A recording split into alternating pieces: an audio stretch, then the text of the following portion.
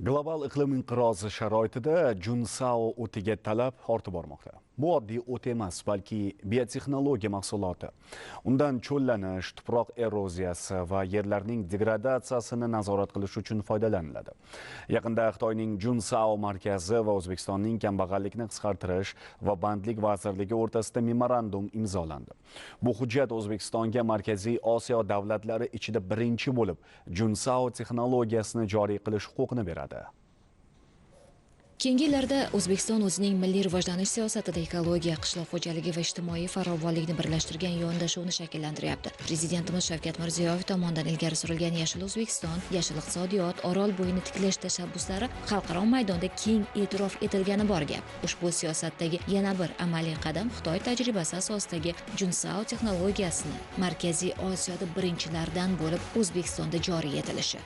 Junsao bu oddiy o'simlik emas, bu biotexnologiya mahsuli. U tuproqdagi tuzni o'ziga tortadi, havodagi azotni bog'laydi va cho'l hududidagi yaroqsiz yerni 3 yil ichida unumdor maydonga aylantiradi. Aniqroq raqamlarni keltiramiz. 1 gektar Junsao 100 tonna karbonat angidridni yutadi. Bu dunyodagi ekologik beqarorlik kuzatilayotgan hozirgi sharoitda nihoyatda dolzarb. I think this place is Bu joy pilot loyihamiz uchun juda yaxshi manzil. Boshlanishiga aynan shu yerda 100 gektar maydonda Junsao ekishni rejalashtiryapmiz. Umuman ushbu mamlakatda ekologik boshqaruvning to'g'ri usullarini qo'llash orqali yer resurslaridan foydalanish uchun ulkan imkoniyatlar borligini ko'rdim. Bizning jamoamiz ko'plab mamlakatlarda ekologik boshqaruv bo'yicha ishlagan. O'zbekistonda bizning texnologiyalarimizni qo'llash uchun juda katta imkoniyatlar mavjud. Birinchidan, bu yerda cho'llanishga qarshi kurash bo'yicha yangi loyihalarni boshlash uchun tomonlarning intilishini ko'ryapmiz. 3 yillik ekish jarayonidan so'ng biz Junsao yordamida cho'l hududini dehqonchilikka yaroqli yerga aylantira olamiz. Ya'ni tuproq sifatini keskin yaxshilaymiz. Ikkinchidan, sho'rlangan va ishqorli tuproqlar borasida birga ishlashimiz mumkin. Maxsus o'simligimiz orqali tuproqdagi tuzni kamaytiramiz. Natijada 2-3 yil davomida tuproq tarkibidagi sho'rlanish darajasi pasayadi. Biz barcha hudud imkoniyatlarini o'rganyapmiz. Hozircha Buxoroda va Qoraqalpog'istonda cho'l hududidagi yerlarni ko'rdik. Iqlim sharoitlarini o'rgandik. Junsaoning turli navlaridan foydalanamiz. Ular sho'rlanishga chidamli, sovuqqa bardoshli va yuqori oqsilga ega bo'ladi. Keyinchalik ushbu o'simliklar mahalliy chorvadorlar uchun ham yuqori sifatli ozuqa bo'lib xizmat qiladi. Shu o'simlikning o'zi bizga ko'proq foydali. Bu 5 metrgacha o'sib ketaveradi. Lekin 1,5-2 metr bo'lgan paytda bular chorva uchun bitta yo'nalishi. Bundan tashqari bu o'simlikni maydalab, quritib, maxsus qopchalarda qoplab, dunyoda eng qimmatbaho qo'ziqorinlar, mana inson iste'mol qiladigan qo'ziqorinlar ishlab chiqarishga, shunga ko'paytiriladi. Yengil xarajat bilan sanoatlashgan usulda ishlab chiqarish imkoniyati bor. Bu qo'ziqorinlardan ham oziq-ovqat, ham onkologik kasalliklarga qarshi dori-darmon ham ishlab chiqarish yo'lga qo'yilar ekan. Bundan tashqari shu o'simlikdan juda yaxshi gullik materiallar ishlab chiqarishgan.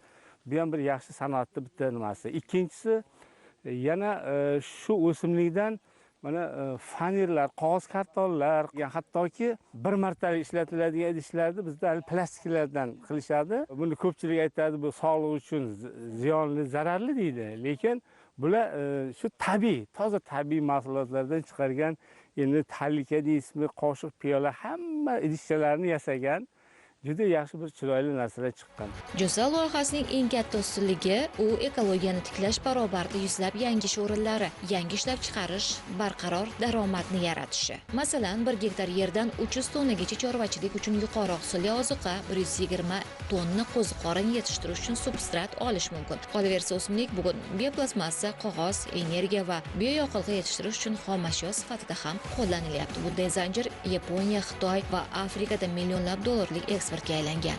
Значит, данный проект, значит, выращивание Junsao Junsao yetishtirish bo'yicha ushbu loyiha katta istiqbolga ega. Bu tajriba allaqachon ko'plab mamlakatlarda muvaffaqiyatli amalga oshirilgan. Natijalar bu texnologiya odamlarning daromadini oshirish, farovon yashashni ta'minlash va ekologik holatni yaxshilashda samarali ekanini ko'rsatdi. Hozir hamkorlarimiz ushbu loyihaga katta qiziqish bildirmoqda. O'ylaymanki, O'zbekistonda, masalan, Orolbo'yi hududida, Buxoro viloyatida bu loyihaga ehtiyoj juda katta.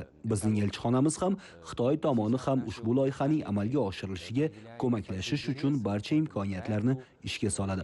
Hukumat bilan kelishuv imzolandi, hududlar o'rganildi.